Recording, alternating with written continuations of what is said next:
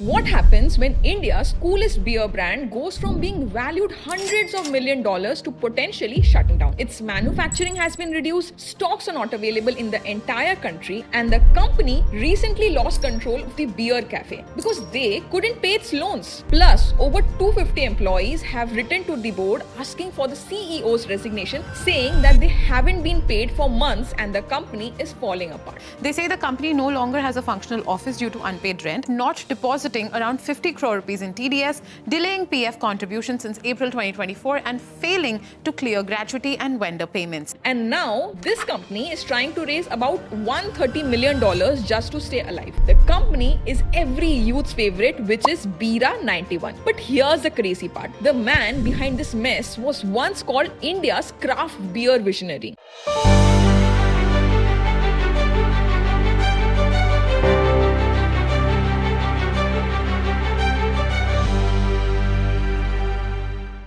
So let me take you back to 2015 when India's beer market was dominated by Kingfisher, Budweiser, Heineken and Corona. They all tasted the same, bland and tasteless. Then came Ankur Jain, who was a graduate from Illinois Institute of Technology, Chicago. And after completing his studies in the USA in 2002, Ankur had started a healthcare revenue management startup in the USA. He had seen how craft beer culture exploded in America with small breweries having different unique flavors. And he had just one question in his mind: why doesn't India have this?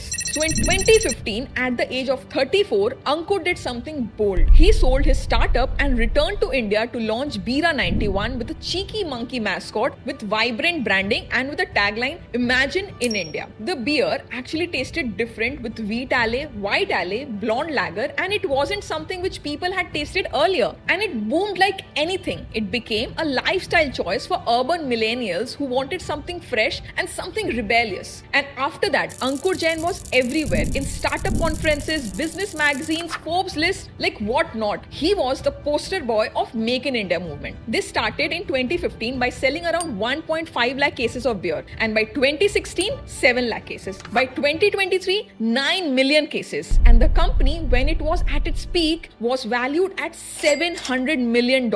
And slowly and steadily, Bira became the beer partner for ICC tournaments, music festivals and several tech conferences. Delhi and Andhra Pradesh together accounted for 40% of the sales, which was a massive concentration. Everywhere you looked out, parties, bars, everyone just wanted Bira. And post this, the company raised over $450 million from investors, where Japan's Kirin Holdings became a major backer with 20% stake. Even institutional investors like Peak XV, formerly known as Sequoia Capital, and others also invested in it. This was India's craft beer revolution. But here's one thing: the faster the rockets go up, they come crashing down even harder. So what went wrong with Bira 91? Let's break down the 3 fundamental problems that were always working against Bira. So to understand why Bira is dying, we first need to understand the business it was in. Because from day one, Bira was climbing a mountain. Problem number 1: the Indian alcohol market is a regulatory nightmare. Since liquor is a state subject, there is different policy for each state, different licenses for each state,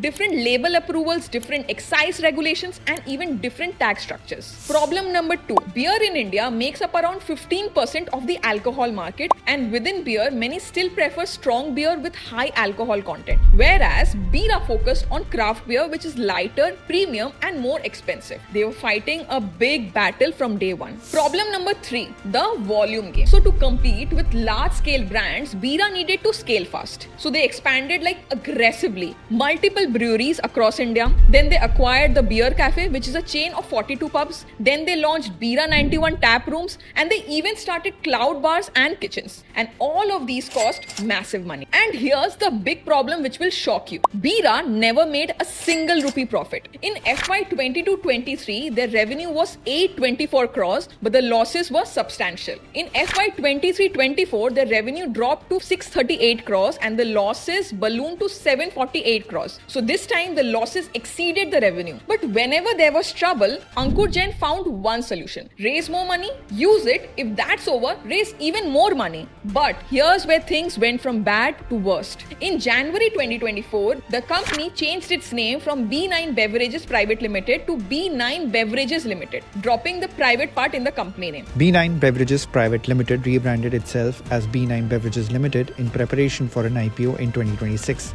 But this seemingly minor change triggered a chain reaction. Because under the Companies Act 2013, when a company approaches 200 shareholders, it is legally required to convert from a private limited company to a public limited company. Plus, they were also preparing for an IPO because they had to raise more money. So they had to make it a public limited company. But this decision turned into a disaster. When they changed their company name, all states started treating them as a new entity. So they again had to get fresh legal approvals, new label approvals, new product registrations, new licenses for every variant across each and every state of India. The company admitted that the name change triggered about 4 to 6 months of re-registrations across states, resulting in literally no sales from January to June 2024 despite the high demand. And because of that, the production was largely paused in the month of July 2024. And because of that, they were unable to sell anything and around 80 crores of stock had to be written off. And that's the reason why their revenue fell by 22% and there were several months with zero income. But what about the cost? What about the salaries, rent, vendor payments? They all kept adding up and many of their plants were already running below their capacity. The Mysuru brewery was operating at under 20% utilization. Why? Because they didn't have the working capital to run all these plants. This name change was the moment Bira's fate was sealed. In mid-October 2025, the FY24 audit report came out and everyone could see how bad the things were. The auditor, who was Walker Chandiok, flagged many discrepancies. Their net worth was fully eroded, liabilities exceeded assets by 620 crores, accumulated losses were at 1,904 crores. The company became technically insolvent. So back in 2022, Bira's unlisted shares were priced around 825 rupees. By October 25, it dropped to just 248 rupees. That's almost 70% fall in 3 years. And this was not all. Now comes the real trouble. That was the debt. Bira had earlier bought the beer cafe, which was run by a company called BTB, named as Better Than Before. That business was doing really well. It up almost 35% of Bira's total income. But in October 2025, things actually went bad.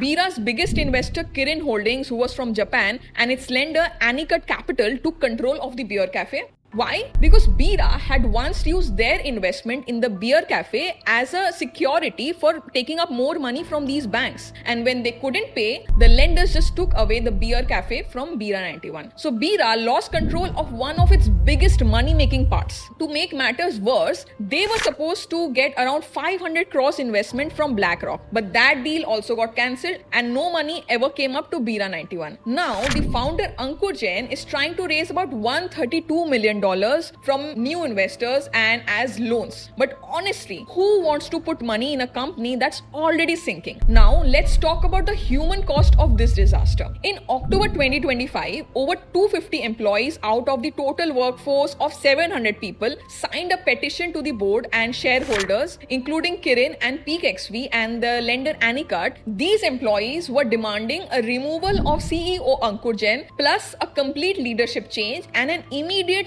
salary disbursement and a forensic audit of the company. And this is one of the most significant employee-led revolts in India's startup and consumer goods ecosystem in 2025. The workforce has already been cut by nearly 65%. People who believed in Bira's dream are now fighting just to get their dues. So let's look at who's running the company right now, because the board tells you everything you need to know. The current board includes founder and CEO Ankur Jain, his mother Shashi Jain, and his wife Ankita Pawar. Independent directors were added in August 2025, but the family representation remains heavy with 17.8% stake. Two investor representatives from Peak XV and Kirin resigned when compliance issues started piling up. So when investor representatives and the independent directors abandoned the ship, you know that something is seriously wrong with the company. Governance failure abound. The employee petition calls out for poor transparency, weak restructuring plans, creditor cases, vendor defaults, and lack of clear investor communication. In August and September 2025, the Ministry of Corporate Affairs intervened, asking B9 Beverages to ensure timely compliance with regulations. The company requested an extension for its FY25 AGM. In mid-October, when things got really bad and employees were asking to step down, Jain wrote a post on LinkedIn to talk about the crisis. Ankur claimed that salary delays were only 3 to 5 months and that production was only a short pause in the month of September 2024. Ankur says that he wasn't informed of the employees' petition.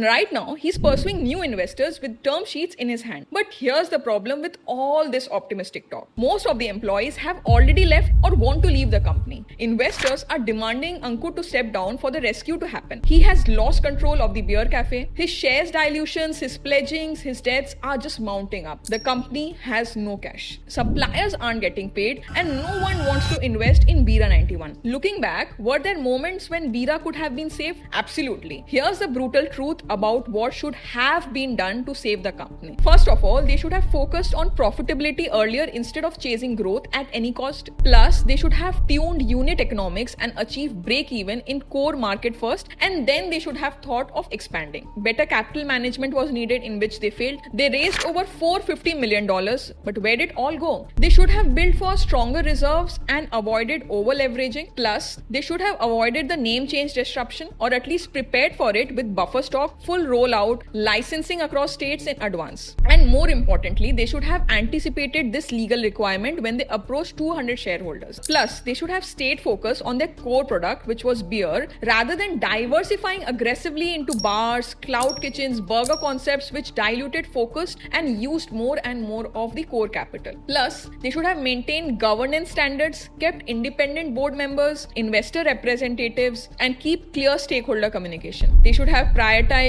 employee payments, and even in crisis, you should have paid the people. PF and TDS non-compliances actually broke the trust. Current and former employees have written to the Ministry of Labour and Employment, the CBDT, and the Ministry of Corporate Affairs, alleging 7 months of unpaid salaries. The letter also accuses the company of not depositing around 50 crore rupees in TDS, delaying PF contributions since April 2024, and failing to clear gratuity and vendor payments. And once employees revolt, you lose everything. They should have recognized when to pivot and when to exit. Not every business model works, so better to pivot early than collapse later. Founder ego actually destroyed the company. So your next question would be, what happens next to Bira 91? Scenario number 1, complete shutdown of the company. Production will be stopping entirely. All the assets would be liquidated, from which the employees and the vendors would be paid off. Scenario 2, which is distressed acquisition, in which Kirin takes over entirely, Ankur has to exit, and there would be large restructuring, major layoffs, and in that case, there are certain chances of revival. Next is scenario 3, where the entire asset of the company would be broken up, like the brand would be sold to one buyer, breweries to another one, and the debt would be restructured under the bankruptcy code. Scenario 4, which is like miraculous rescue, which is very unlikely. New investors would be coming in with large capital, founder steps down, and the full management would be changed. But based on the current scenario, I think that scenario 1 or scenario 2 is most likely possible in this case. So here's what we conclude. Bira 91 story is a warning for every Indian startup. It had everything: a cool image, a good product, and big investors, and a strong buzz among young people. But all that means nothing if a company keeps losing money, ignores rules, and makes poor decisions and loses the trust of its own team members and investors.